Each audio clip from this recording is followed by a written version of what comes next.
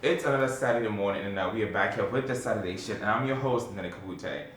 Today we are going to try to dive into something a little bit different, not usual to a lot of people, but hey, if you know me, you know we coming for your ass. But before I do that, let me welcome my guests here. Hey, Kodzo, what's up? Hey, I'm great. Mandem. Hey, what does that even mean? It's you want me to get into it? Will it take forever? No, it's just this thing that I gathered about people who have taken care of families untraditionally. They've gone through routes that are not regular for other people. It's like Unconventional.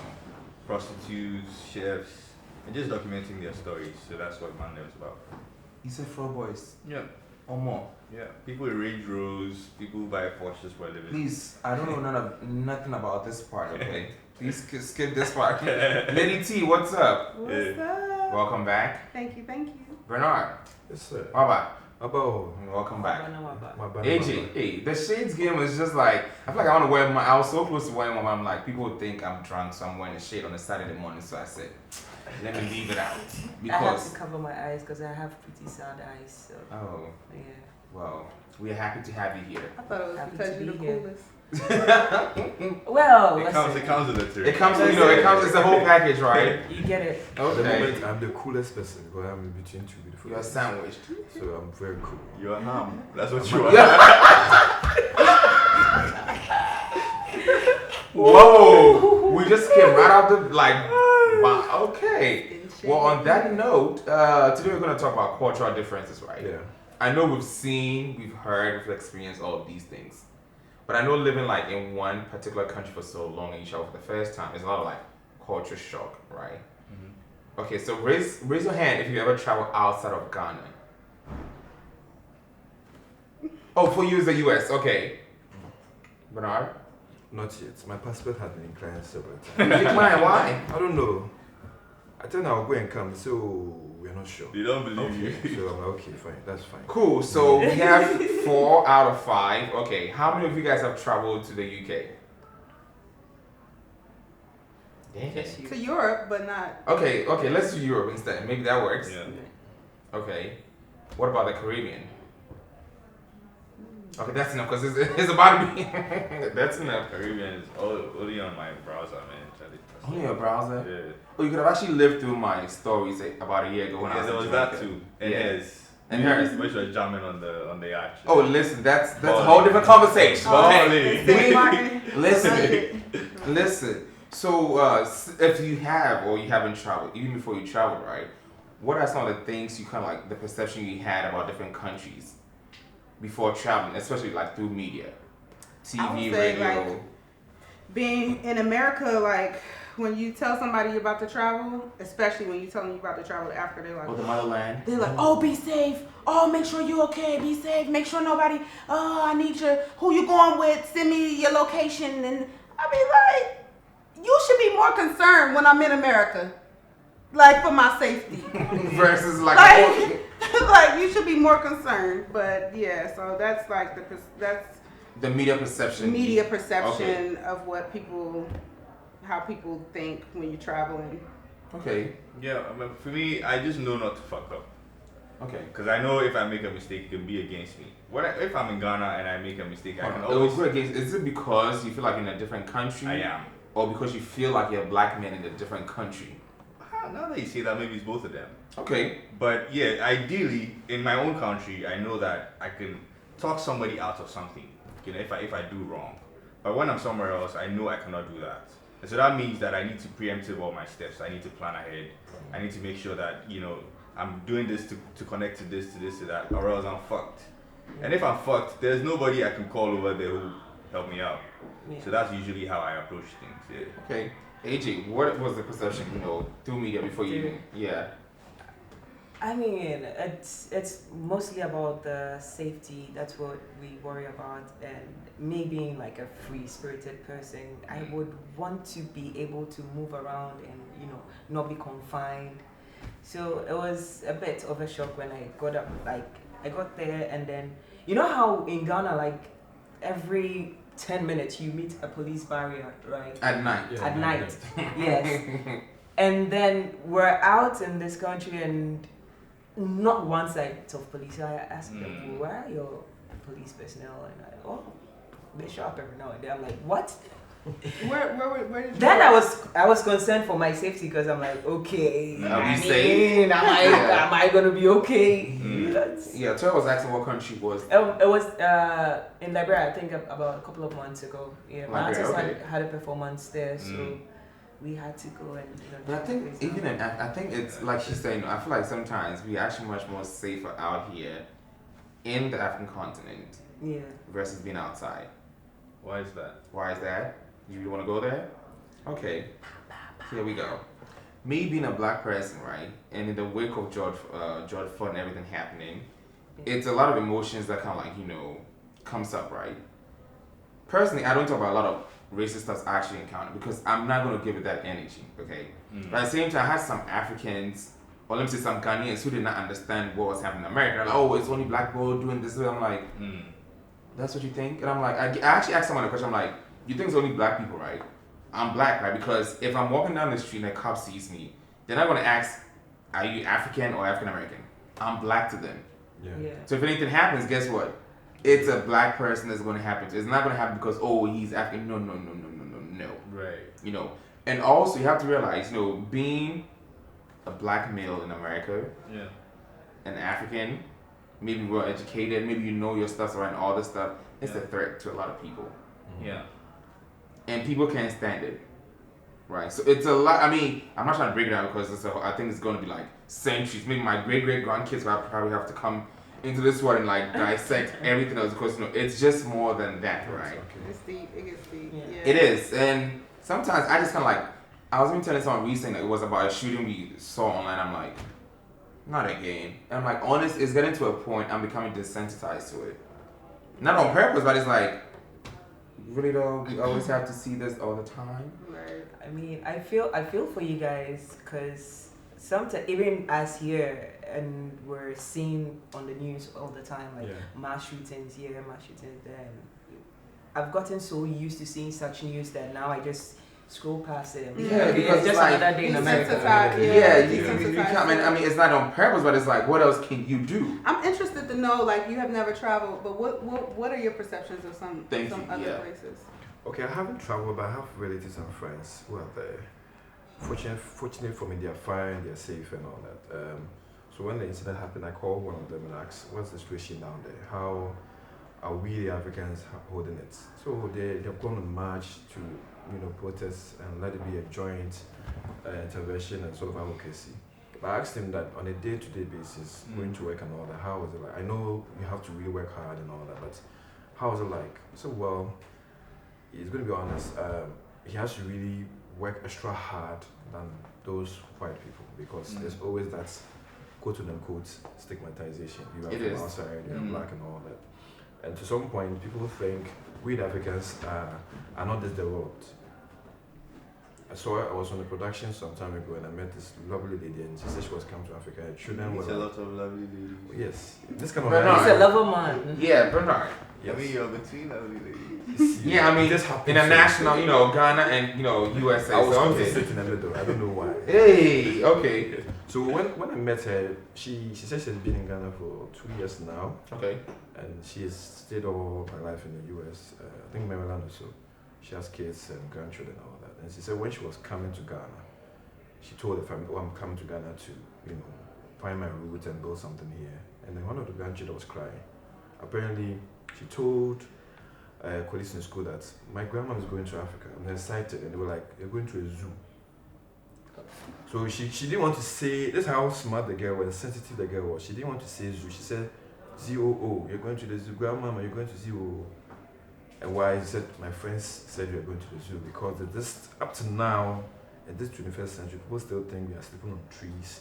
So whenever they ask me, I said, well, we're sleeping on trees. My father sleeps on the biggest branch. And I sleep on the damn sea. right. I mean, you can think that way because you haven't been here. Yeah. And it boils down to what people see. We see a lot of nice things in America in the movies. They are in the cars, the food. Hold on a second. You said in the movies, right? Yeah. Just so you know, all this shit is not real, okay? Those are build sets. Don't get it twisted. I mean, I'm not sure, but in general, so people could actually understand. Yeah. it's all perception. It's all for like doing. It's just like when they come to, let's say, Ghana or Africa, and then they go to like the poorest of places, take pictures, you know, and they feel like, and make it look like, oh my God, when you go to Africa, it's like all Ghana. poor people and all.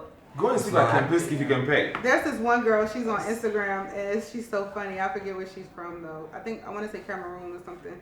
But she she makes videos, and she'll be like, oh, like on TikTok, she'll make a TikTok. She'll be like, oh, you want to know where we get phones from in Africa? And so like she'll dig in the ground and be like, oh, we found the phone. Like, it's so hilarious. Like, Nigeria. Yeah, she's Nigerian. Oh my God, no, she did not. I have a question. Yeah. If your city is threatened out there, and you feel safe, more secure here, but you know, usually we say that your prosperity is connected to your safety or how stable you are. Yeah.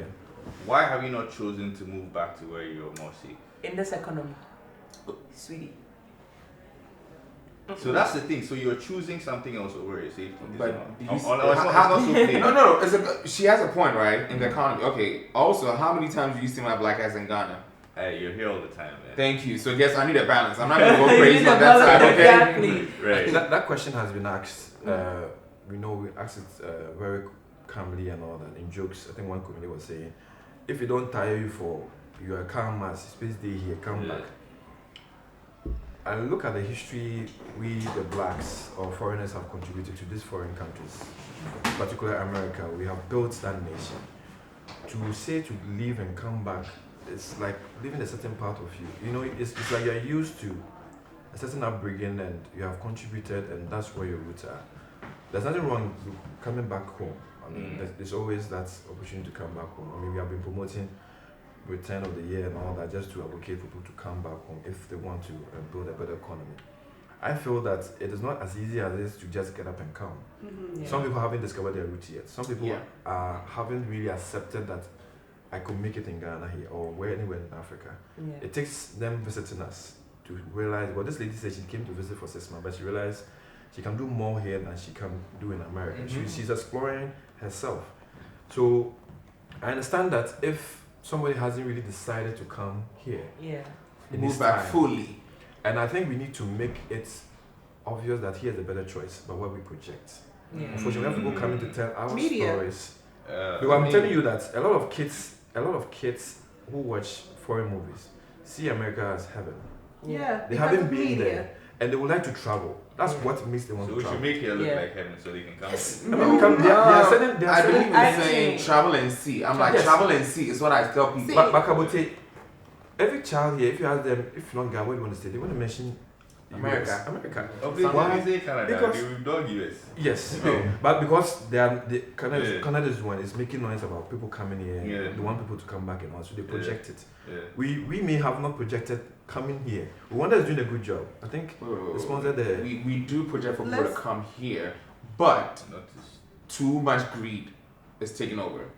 That's what I'm saying, that we haven't projected that come here as in a collective effort. Someone will do it as a business.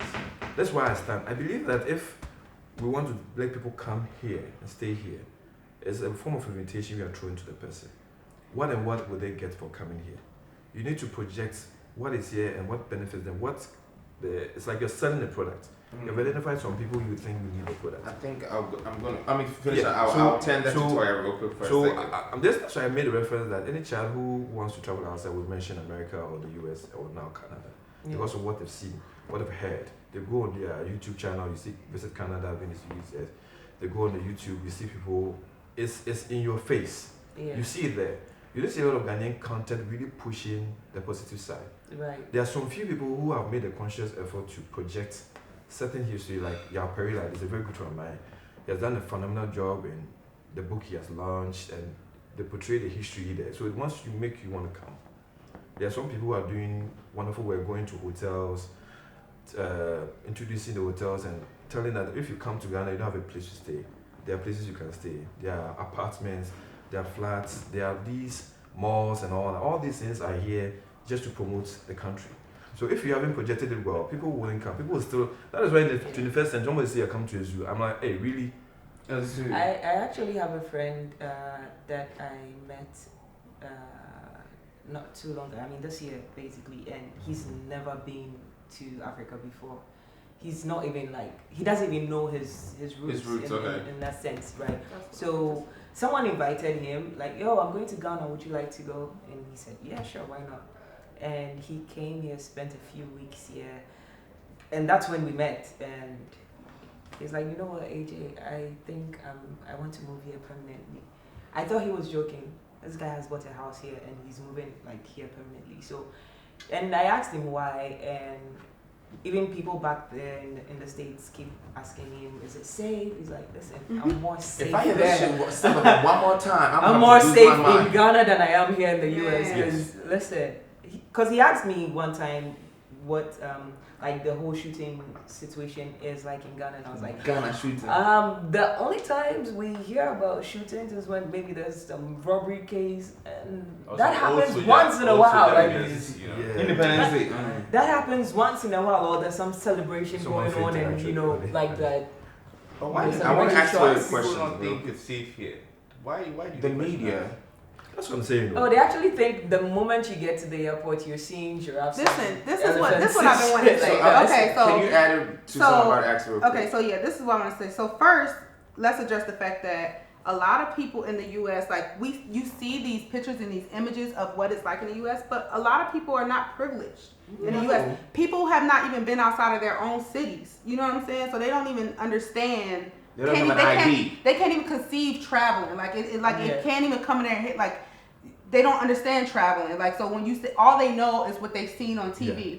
The Western world is the master of media. Like Hollywood is the master of media. Yeah. So if you've never been anywhere and you've never been exposed to anything, you're only going to believe what you see. Mm-hmm. So if media is different all over the world. Like just like TikTok, for example, the TikTok feed in China is completely different than the TikTok feed in Ghana or the US. Like on TikTok, like their feed, they're looking at astronauts all day. They're looking at science projects all day in China. They're looking, you know what I'm saying? So like these social platforms and these media platforms have a way of controlling the narrative, right? And so if we're not controlling the narrative, then like you're only going to believe what you see on the media. So that's why like the first question is it safe? Because the media is only showing images of Africa, like, you know, run down places or whatever. Like it's not showing like when I show off the top of my, like where I'm staying at, and they're like, oh wow, like people are Toya, show us more. They want to see more. They want to live because they never get a chance to see the real deal. They only see what they've been fed. Like, and the same thing here.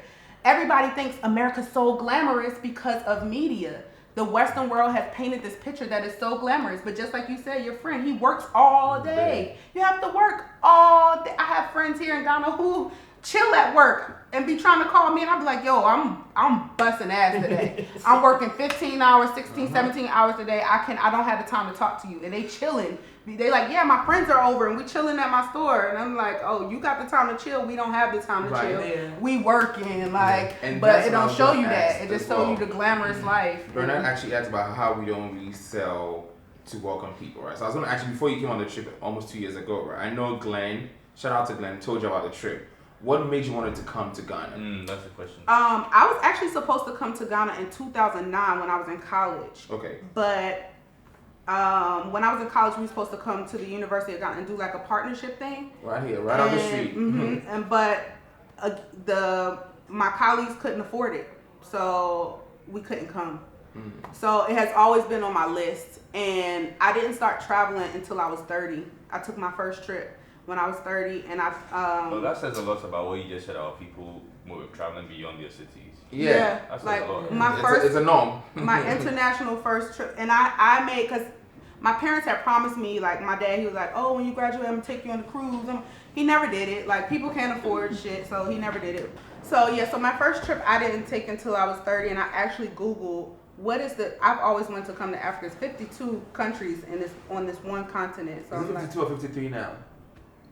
I don't even know. I thought it was 52, but I know one thing, like I always wanted to experience at least some part of the continent.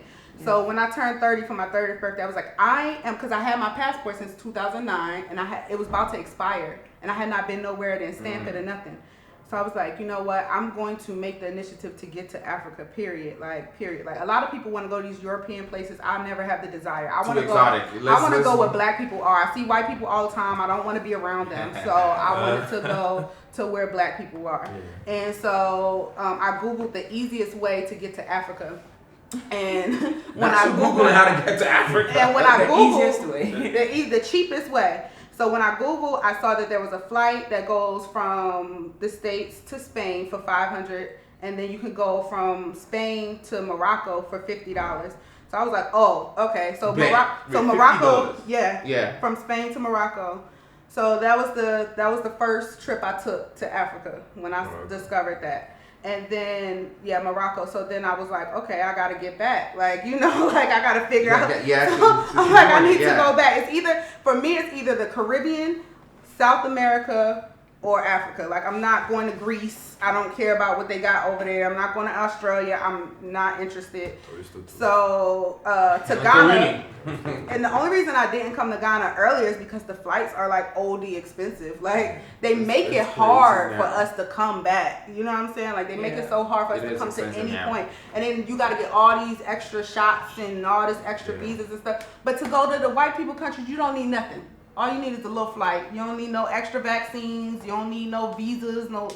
So they make it hard. But deciding to come back to Ghana, I was going to come back because I'm going to at least like 20 of these countries that are on this continent. Yeah, but what convinced you about what Glenn said about coming? Like, it wasn't really what Glenn said. That's what I'm trying to say. Like, I was already going to. I was supposed to come in 2009. Then just pushed off the ledge. She was already there. Okay, well, I mean, that's. I'm glad you actually ended up coming anyway. I was gonna come regardless. Like, actually, before he even told me about this trip, the year before he told me, the year of return. Yeah, the year before, I was making plans to come, and I was coming with a whole nother group. But things fell through with that trip too. So like, it was like 2 or 3 times I was supposed to come to Ghana before I even actually came. Before we came, it was a bunch of people, and not everyone fell through. And unfortunately, Glenn also ended up getting COVID, so he couldn't come. Right. That was so crazy. Yeah, I was supposed to come to Ghana a couple times actually. So. And how has the experience been for you since you came? Oh, I love it. Is this the second time at this point? Like, one thing about me too is because since I've traveled, it's like. I can't stop now. It's like I save all my money to travel. Like people, I don't buy like how people buy whole expensive stuff. I don't. I'd rather spend my money on travel. We go to them stores. We know we can keep the money. Yeah, like I shop at the thrift store. I wear secondhand clothes if I got to, but I'm gonna travel. So so now it's like when I travel, I never go back to the same country because there's so many countries I want to see. Yeah. But Ghana's the first place that I've come back. Again. So, and I'm sure I'll be back again, because it's like it's welcoming, like when I first got here, like it was like a spiritual connection, and like the way everybody treated me, it just felt like my family, like especially, oh my gosh, it's like Auntie Joyce, like that's my aunt now, like you know what I'm saying, like it's family for real. Like people like, what you going to go? I'm going to see my family. You know, actually that remind me of Black Panther, right? You remember like the first one when what's called what's his name? Got home and they got up the flight and they were like, welcome home, like, okay, welcome home. But let's talk about a few things, nuances that, we kind of like having a cultural difference, right? I know in America, right, when you do this to someone, that's a damn shame. You're going to get probably someone's going to fight you to snap at them. In Ghana, it's not. It's just like you're trying to like grab someone's attention or something like that. Yeah, it is. Yeah, like, come on, like, it's not disrespectful though. But I remember one time I was working on this show and a friend of mine was just doing the most. I was trying to grab his attention, right? And people were in line. And his lid was somewhere else. And I kept doing it. He was like, he told me like, yo, you want to fight me now? Like, what I said, okay, so all the people in line were like, yo, that's not what it's like. He was trying to call your attention for so long. You're not listening, right?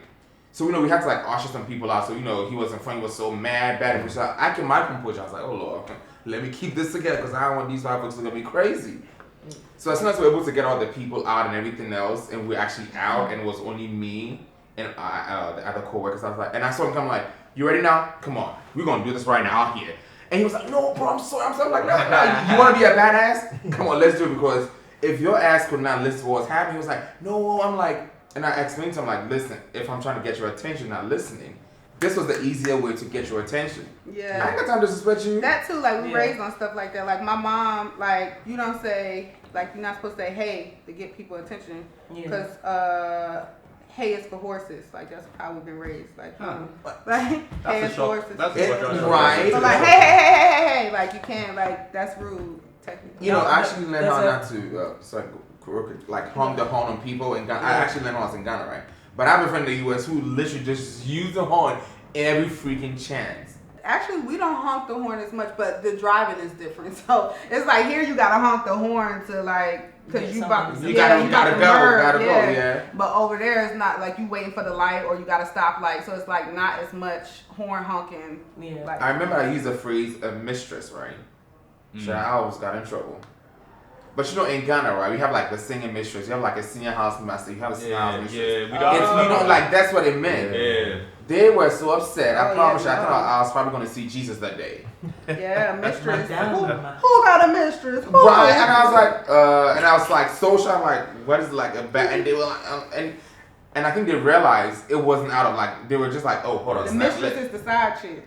Yeah. exactly, But you we know. don't call it a Oh, business. and someone actually told me because of like that whole slavery. I'm like, please, I don't want to have a slavery lesson right now. I'm trying man. to, yeah, I was like, Oh, please, man. I don't have. But about that, there's something that I'm very interested, like very curious to find out from your perspective. Okay. Right now, you lived here before moving to the States, and you've been in the States your whole life. What impact does the N-word have for you, and you as you went there? I can go first. So honestly, you know, I get it. For example, you know how when you vibe with someone, you can just use that, hey, what am I, you know, and it's fine, right? Yeah. Honestly, for me, I don't even use it most of the time. I just probably say niglet, negro, like just, but it's just conversational, and that's it. I don't just go around just calling people that word, right? But some people just say it just rolls right off their tongues. I'm like, hold on, I don't even call my people just like that, you know. I know in Ghana it's a little bit different, right? Yeah. You know, I'm like, what's up, my, like, it's not like a big issue. It's like, what's up, my brother? And like, you know, even Two-Face So has y'all a say song. nigga here? Yeah, we do say nigga. Yeah, like Two-Face. Yeah, song, like it doesn't have. It doesn't It have doesn't any have bad that- You connotation. nigga, man, what's up? Yeah, you know, kind of like a very like vibe. That's it. That's all it is, right? It's just like saying my homie, basically. Exactly, Yeah, like that's what the I- impact yeah, it has. that's- So would your parents even use it? No. Yeah, I mean they have. I mean they. No, I- I very use it. No, No. but No. Would you I use mean, it? Would no, you but use it among in your front of your peers, parents? right? Among your peers, but You would can. I mean, You it, can, again, it depends basically. on. If you use it in front of your parents, it's It not doesn't- thought of to be rude. The No. thing is, No. over here, it doesn't As have long as that you're speaking negative and connotation you're not- to it. You get See, because yeah. if I should call you my nigga, right, and you being like someone from the States and all that cultural impact that it has, Yeah. it's you're gonna be like, what did you just call me? Yeah. Right? But with them, when I just go like my nigga, they're just gonna It's be like, like, oh yeah, my nigga. oh, Like yeah. it's, And you know, You get- it's fine. it doesn't because have it's, any impact so, on that. So in the I was States, gonna, yeah. it's based on the setting that you're in. That's So fine. like if you're around black people, oh yeah, that's my nigga all day. Like that's my nigga, that's my homie, that's my It's nigga. n- Right? Yeah. I mean, and I have said like, Nigga, please. yeah, nigga, please. Hold on, but nigga But- please has a different response to some. Let's say somebody say something, they're like, No. nigga please, like just stop the bullshit. You know, it Yeah, comes later, yeah. Nigga, But please. nigga, just the same. It's the same when you talking amongst black people, Yeah. right? Yeah. You would never say it in a setting where white people are around though, because you don't want them to get comfortable. And like where it comes from in regards to them is that like during slavery time, like Yeah. It was that's derogatory. yeah, and like in their homes, like that's derogatory. Like they use it Yeah. against us in a derogatory way. So it's like so that's kind of how it like in our community. It's okay. So from that, like older generations and stuff, they've experienced more racism, and so they really feel a way about it. Yeah. Right. So it's like in certain settings, like around somebody's grandma, I'm not gonna be like You do- my when nigga. this Or is like, right, yeah. yeah. But like Okay, I see what you mean. yeah, They went through it. Yeah. they went Yeah, through so it. They you don't experienced feel a like, little yeah, bit. you know. Yeah. But I mean, some of them actually do understand how we use it these days. Yeah. But she said, like, out of respect, you Out of don't respect, want you to don't. just. Yeah, because say they've had a something. white person call them a nigger before and Yeah, tell them not right. to do They- something they- like And that. guess what? So It has it's like- not stopped. People, they keep using that word. And someone actually argued me like, well, if that's the case, why do we use it as black people? And I'm like, why do you wake up in the morning and pray, if you even pray? Well, it's the same way like Like, I think, too, so a lot of black people use the argument that we've turned the word into our own, slang, and we've embraced it and empowered ourselves, right? Yeah. It's like taking something. It has no effect. Yeah. It's like taking negative and make it positive. Yeah. So kind of like that way.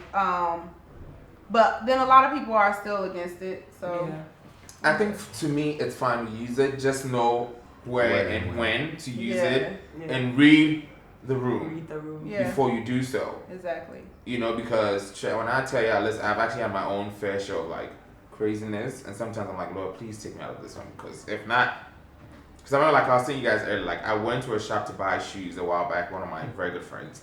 We left the mall. We had our bags. Walk into the car. This police officer followed us from the mall all the way to like a whole different section of the mall. It wasn't like a short, it was a long He probably was on his walkie like, I'm following these niggers. Yeah. Exactly, probably so. And you see, we're gonna do something. Yeah, no, actually the store we went to was one of those expensive stores. We kind of like got 2 bags each of like sneakers and stuff like that. And you can't afford it based on what basically, the basic thing I can based afford on your color. Yeah. Exactly. But meanwhile, I can afford your. The black people in America are the hardest working people. The hardest work, like the people who have literally built the country, but still get the stigma of being lazy. And it's like, yo, how we lazy? We literally the ones the working. media as well, because I know someone who was telling me like, oh, quote unquote, some black Americans are just lazy, they don't want to work. Black Americans put in free labor, so it's like even if I don't want to work in today's society, like my great grandma was busting her ass for 20 hours a day for free. So if I don't want to work no more, then that's my motherfucking right. Cause shit, I deserve it off. My grandma, if she like her blood still flow through me, and she works hella, so it's like how dare you? So I have a question. I know because of the cultural differences. Would any of you date? I mean, I have anyone from a different country or a different culture. Yeah. Okay, I have, and what are the likes and dislikes? You kind of like, or let's say the communication barrier between those two cultures. That sometimes you're like, I gotta catch myself like, oh, hold on, this is not what it means, or maybe this is how we do it here, or this is how we would not do it there. I think it's easier to understand people when you have traveled. Like when you have, like traveling is definitely education. So you realize that everything is not like it is where you are from, and you're willing to accept and understand people more. But when you have never traveled, it's kind of like, no, this is the way it should go. And it's like, it doesn't have to be that way because we don't do it that way here, or it's not, you know what I'm saying? But it's like once you travel, you're like, oh, okay, you get different perspectives. You get to see like, it can work this way, and it's more than one way to solve a math problem. It's usually advisable to be with somebody that's like open to learn new things. Yeah, culture enough to understand different things. That, okay. And I believe in that. Yeah, we don't do things this way, but I'm willing to learn and compromise. Yeah. And like I always tell people, I mean, I do believe in the what I always say, travel and see, right? Because when you travel, it actually expands your heart on how things work in different countries. Yeah. Because if you haven't traveled before, you see certain things like, what in the world are y'all doing? I've actually dated someone, and I've already. Hey, Benard, your stories. So he's well traveled in the dating world. It's one of it was a long distance relationship, but I learned a lot from that relationship because of the person I dated. Long distance. She's Ivorian, but she has been traveling a lot because her father was a diplomat, so they were traveling from Egypt to Morocco to a whole lot of places until she decided to stay, as a girlfriend, what I'm saying. So there was one time I was dealing with her, and because I've worked with, expatriates, I know a bit about the culture, so I was very cautious when dealing with her as in a UK setting. Yeah. So one day she just told me, I said, Benard, I'm African, don't do UK thing with me. I'm like, oh, but I'm just, no. But that's the question I want to ask. Did you feel like you were living on the edge when you were dating her? That you couldn't be your complete self? Not as entirely, but I was just being respectful because I understood she was in a different country, different, upbringing and all that. So I had to be cautious in showing myself all at once. I had to do it little by little because I wasn't sure whether she was still in touch with African. You didn't want to shock her. But I didn't want to do something, maybe, the thing is, people think badly of Africans, so I didn't really, the thing is, if you are African dating a foreigner, the common thing people think is you have for your money, you want to, you want papers to travel. Even though I knew she was African, I was very cautious not to portray that attitude that, I want to travel. So I told her I've never traveled, and I'm not really keen on traveling. But were you though? No. Up to now, so that was even one of the reasons why we broke up, because she was like, oh, come to the UK. I'm like, why? I said, oh, come and work here. I'm like, I'm working here. Yeah. So, but maybe, I'm like, yeah. I said, okay, I'm comfortable here. I have tried traveling. It didn't work out, but it didn't spur my interest to stay and work out. And plus, I'm like, it's my home, so where else would I be myself than here? That's my philosophy. But she was coming from an angle like, oh, I've stayed here. I can't really work in Africa. I know Africa is good, but I think your hard work here will pay off here. So if you come here, you do more than you are doing there, which I understood from my angle. But I know I couldn't really. You gotta do what's good for you. Yeah, I couldn't really. So this is what I think about dating someone outside of your culture, like somebody who's not. I think that there should be some ground rules. Yes. For example, if I, for example, cannot date someone who's not family oriented, right, and that means that whatever culture you're coming from should have that establishment with them as well. Yeah. So you can be from wherever, as long as you have a system that thrives on family. I can move my culture to yours. But if you don't have those base principles, then it's not gonna work. Because I also find that, especially in Europe, it's lonely out there. And then, Have you tried the US? hey, I don't know, man. You guys live there. Yeah, you can tell me. Worse. No, I feel like it's probably lonelier in Europe. Yes. Yeah, no, exactly. So somebody who lives just by themselves, like I cannot thrive in a relationship that's just the two of us, right? Because also I need to see how you operate outside of me, and that's what shows your how whole you are. So your family, your friends, and all of these things are like pillars that are necessary for the entire thing. And so it doesn't matter where you're coming from, as long as those foundations are set. I think That's what I did with her. That's So with her, what made it easier for me to commit was my aunt. Who was like, oh, this lady's nice. I think you guys have a chemistry. Though we haven't met, I don't know what made a her. recommendation letter. You see that thing. So she also fine. I mean, I like trying new stuff. So I mean, well, let's see what it was. Maybe it could work out. Oh my God. So we tried when we started dating. I realized she was still keeping to herself. Right. So I did a voice to her, told her, you know what? I want to follow my guts and my instinct that this could actually work out. Yeah. I know you from a different background and all that, but hey, I'm into this. If you are into this, so let's set this table there. I think we are matured enough. We're not kids, so there's no need to. Yeah, 2 that's years. the question. 2 years. 2 years, Huh. and she's still my friend now, even That's though good. Wait, like seriously. Have you seen And on that note, Curious about something though. Yeah, if, right. if it was a So- long distance relationship and you were together for 2 years. Right. Wow. and on that note, we are going to wrap it up and ride into the shady corner because at this point, Prince Asia just said, "You want to play games? I'm gonna play you." So let's get into this.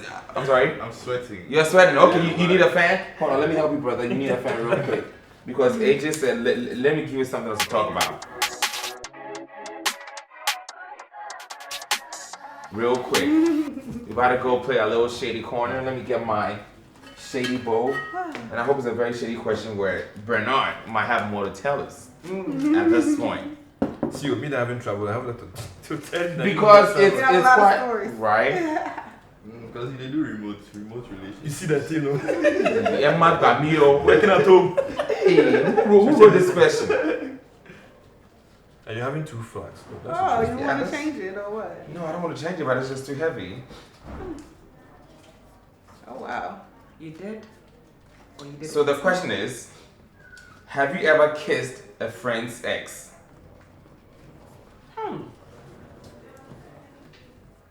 Wow. Wow. I guess it's a Taurus energy. There you go. I have. Wait. Yeah. Yeah. Yeah. Yeah. Yeah. Crew, have you ever kissed any of your friend's exes? Nah. Kofi. Your Have you ever kissed a friend's ex? Hey. It's funny that you said it's a Taurus energy because I'm the Taurus. I did. Oh, Kofi said he did. Okay. He's still doing it. Talking about the Taurus energy. What about the Gemini energy? Oh, I'm literally like right there. I'm at the cap, so I'm a Taurus and Gemini. So you know it's a bad combination. Nobody comes to I that. have. Why is my mouth still open? Like, I'm kind of surprised. Not to judge y'all, but dang. Hey, you saying not to judge us is judging us. Yes. I mean, not saying Judges, it. obviously. I'm just saying, I don't know if I'm going to bring my exes around y'all.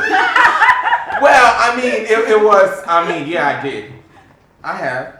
Not Why? What warrants you to kiss somebody? What happened? What Is happened? this still a friend? What Like, happened? is it still a friend? Like, I'm interested to know how. Some of it, yeah. Okay, so let me put it this way. It was nothing emotionally connecting us. It How was long just the kiss? like. We'll know through the duration of the kiss. Well, one was actually playing what's called spin the bottle. Okay, that's just one. oh, okay. No, hold on. That's just okay. one. I've done more than once. That's what I'm saying. But the rest wasn't like spin the bottle. It was. Right. It happened. What's the longest you kissed? It was sex. It happened. Oh, so you had sex with your friend's ex? The Yeah. ex. Wow. That's your friend? While that was still your messy. friend? No. That's a judging Oh, so tone. you wasn't friends no more? Some of them we were. Some of them. Listen. Oh! You're a Oh, dog. Kabutey was just walking. Kabutey was just walking. You're a dog. He Wait a tripped minute. and Okay, fell. let's go around. Let's go. Tell me. Okay. And you. So go ahead. It was basically we were just hanging out, right? The intention wasn't there anyway. We were just hanging out, and then conversations Sometimes it come up. happened. Yeah. It happened, but it was something that I totally regret till this day because I am like Was it just a one. kiss or? Yeah, that's Did it what mess up ended. your friendship? I With don't your think friend? they know. Oh. Okay. All right. And that's it. All Oh, right. I didn't I do go. anything. I'm innocent. I don't know Oh, if they you said know. it's a Really. no. He said I didn't do anything. No. I mean, You wouldn't do that. yeah. All my Actually, It was all basically my a friends spur of the got moment. were like you sisters. know. So when they broke up, I had to follow my guys. Yeah. Okay. You broke yeah. up, dump ass. Yeah. Dump her. I Then have she two know. different situations. Yeah, go We ahead. would like to know. The first one was I dated my ex's best friend. Oh, shady. Wow. On a Saturday program. It Was was that really her best friend? it was years after, right? Like Did Yeah, mine's one they of them weren't was- friends anymore? they were friends still, Oh. but then years after, and then later on realized I wasn't. It was a bad move, but it was nice. But it was nice. It was a bad move, but it was How nice. did she feel? How did the ex feel? You know, before I even moved to her friend, I wanted to, because we were great. We're good. After we broke up, we were good friends. Oh, okay. So I asked, we had a conversation about. I feel like I know this person. You have no idea who it is. How did you think I we don't know? had a conversation about whether you were okay with it, and also she knew where her friend was also coming from. So she said she was cool, Oh, okay. but then we realized that she wasn't cool. Of course. I mean, Yeah, duh. Yeah, like No, but okay. I So realized that for one of mine, actually, it happened. So after I had actually had a relationship with the person, actually no. Let me put it this way. So after I actually had like my little one night stand situation with the person, later on down the line, I actually became friends. With the ex's friends. So it was. Hey, but me, I have a rule, man. Like all this, What's your rule? all this bro code about not dating someone that your friend has been with. Alright, man, that thing that's Everyone is someone's ex from somewhere. Because if I want it, I'll go for it. I'm not gonna stop me. I'm sorry, but I just lose interest. Like nothing could ever be attractive to me about my friend's ex. Like I'm just not attracted. Like Again, like I said, it either wasn't he was the anything- bro or he ain't no more. They're messed up. Again. They're messed up. Again, it's not anything like I need that. Now- There's no Yeah. emotional connection. The It's there's just- no emotional connection. I Yeah. will say I have messed with somebody I have messed with somebody that my friend messed with before, but it wasn't her ex or nothing. Like she just It's the same thing. It's No, the no, same. no, no, Hey, no, hold on, no, hold on. no, no, I'm not saying the no, person let me is tell wrong, you- but I'm no, gonna say let me the tell same you- thing. Let me tell you why it's not the same thing. Because my friend actually told me to mess with him because she wanted to mess with his friend. So she was like, "Can you please just talk to him?" So you took the and bait she to told be- me about it. She was like, "Oh, he good. I'm telling you, gonna like it." So you Like, over the gonna back the enjoy it." crumbs. She asked me to do it so that she could date his friend. So I was like, I mean. Alright. The I moment mean, the fair moment- trade, fair But trade. that wasn't like her and him never had, like they weren't together. It was just like The they, plan- Alright, So but- y'all should I have have a said. question. What if she asked you to do what she did because he didn't allow it to go beyond her just messing with him? Maybe she wanted more from him and it didn't happen. No, and when her they had payback was using you as an accessory. As a pawn. that wasn't it. You never know. It wasn't it. At this In the point- West of Shaggy. It wasn't anything. At this point, I am the only sane person. Oh, media. Still, it's a no for me. No, you can You're say no that because sense. in my You're situation, no I sense. just I'm claiming mine with my chest. You're no Limits. sense. You're Police no are. sense. Why did you? I am claiming mine with my chest. At the Okay. moment I thought I mean, she was the I cool didn't one. ghost the She person said she right actually after. organized. Yeah, bro. I ghosted the Mafia. person right after. Been there, done that. I was set up. You're messy. Well, on that note, I think we are going to have to go find Jesus right now because He's here. He's among the. some of us need to go talk to him. Between. So after I sign you guys off, I'm going to Right, talk choose to them. Jesus because I think Toya is just like still perplexed with the fact that we have. We are all the same. Listen, Oh, no judging, but listen. This sometimes needs some attention, okay? It needs that body contact. The flesh. The flesh. Man. The flesh is weak. Man. I am human, okay? Just because I'm human doesn't mean you shouldn't follow the show. So join us on social media, SSON Kabutey on Twitter, Saturday Shade on IG, and Saturday Shade on TikTok. Saturday Shade, it is all about the fun.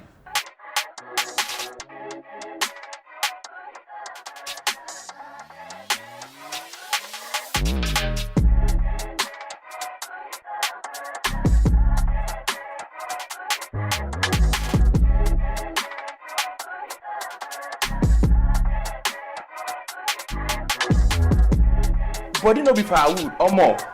Hey, right.